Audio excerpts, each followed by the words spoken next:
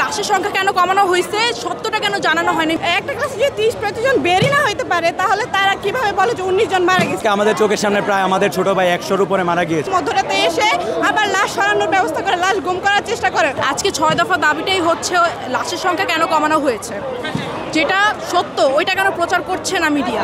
So এটা নিয়ে হচ্ছে আজকের দফা। অ্যান্ড কালকে কেন আমাদের টিচারদের উপর হাত তোলা হয়েছে, টিচারদের উপর শুধু না স্টুডেন্টদের উপরও হাত তোলা হয়েছে। সো এগুলো কেন করা হয়েছে কালকে। আজকের দফাটা এটাই যে লাশের সংখ্যা কেন কমানো হয়েছে, সত্যটা কেন জানানো হয়নি মিডিয়া। কেন কমানো হয়েছে এটা আমাদের সরকার বলতে পারবে, অ্যান্ড মিডিয়া কেন হচ্ছে গিয়ে এগুলো কমিয়েছে এগুলো ওনারাই বলতে পারবে। সো আমরা যেটা সত্য ওইটা নিয়ে প্রতিবাদ করব। জীবনের যেমন দাম আছে আমরা ট্রাই করব, আমরা তো আর কিছু করতে পারবো না, দোয়া আর প্রতিবাদ ছাড়া কিছু করতে পারবো না। সো আজকে এখানে এর জন্য আসা হয়েছে। এখানে এসে কালকে তো আসা হয়নি, যতটুকু হচ্ছে আমরা সোশ্যাল মিডিয়াতে বা ফেসবুকে ইয়েতে দেখেছি অনেক বাচ্চারা মারা গিয়েছে, অনেককে হসপিটালে নেওয়া হয়েছে। আমরা তো এনকে হোস্টেলে থাকি, কলেজের হোস্টেলে থাকি, আমাদের সামনে সব হয়েছে। তো আমরা কালকে আমাদের চোখের সামনে প্রায় আমাদের ছোট ভাই 100-র উপরে মারা গিয়েছে, কিন্তু আমরা সন্ধ্যার দিকে মিডিয়াতে দেখলাম তা নাকি 20 জন, এবং তারা এর সঠিক হিসাবটা দিচ্ছে না। পরবর্তীতে কলেজে স্টুডেন্টদেরকে ঢুকতে দেওয়া হয় না, ক্যাম্পাসে কোনো স্টুডেন্ট ঢুকতে দেওয়া হয় না, এবং রাতের 1টার দিকে কলেজে অ্যাম্বুলেন্স ঢুকেছে। আর ওনারা বলেছিল যে 6টার দিকে উদ্ধার কার্যক্রম সব শেষ। তাহলে উদ্ধার কার্যক্রম যেহেতু শেষ, কেন রাতের 1টার দিকে অ্যাম্বুলেন্স ঢুকবে? তারপরে আমরা হোস্টেলের স্টুডেন্টরা মিলে রাতের 2টার দিকে একটু প্রোটেস্ট করি যে কেন 2টার দিকে কলেজে অ্যাম্বুলেন্স আসবে। পরবর্তীতে আমরা এই বিষয় নিয়ে যেন আমরা সুষ্ঠু একটা তদন্ত পাই, আমাদের ভাইদের যারা মারা গেছে তাদের সঠিক সংখ্যাটা যেন আমরা জানতে পারি, এই জন্য আজকের আন্দোলন। এবং কলেজকে আমরা অলরেডি আলটিমেটাম দিয়েছি যেন আমাদেরকে সঠিক সংখ্যাটা জানে, এবং আমরা চাচ্ছি যে আর্মিরা একটা বিবৃতি দেখ যে এতজন মারা গিয়েছে এবং সঠিক সংখ্যাটা সবার সামনে আসুক, আমাদের ভাইদের রক্ত যেন বৃথা না যায়।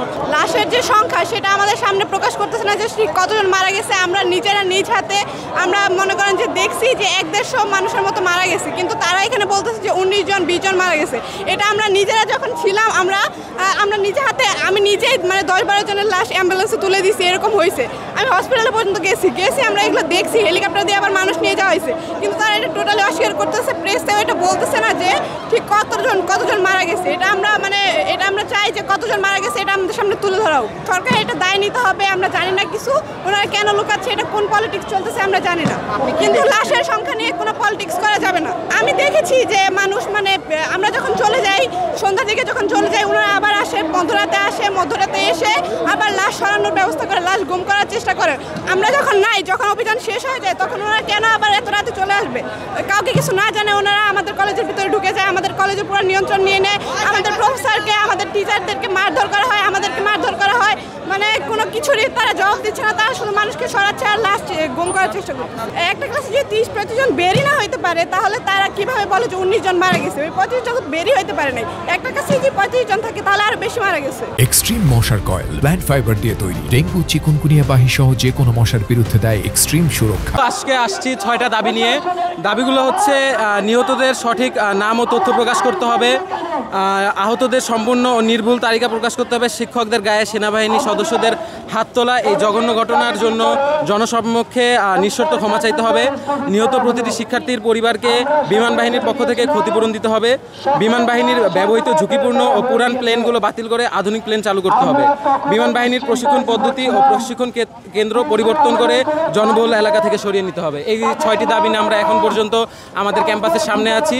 লাশের হিসাব আমাদের rover scout unit, BNCC unit সবাই ভিতরে যখন উদ্ধার কাজ চালু রাখে তখন অন্তত পক্ষে আমরাই 50-এর অধিক লাশ উদ্ধার করি, কিন্তু দিন শেষে যখন হসপিটালগুলো আমরা খোঁজ খবর নেই এবং আর্মির থেকে জানতে চাই তখন তারা আসলে প্রকাশ করে 20-30 জনের সংখ্যা, যে 20 জন নিহত হয়েছে এবং 10 জন আহত।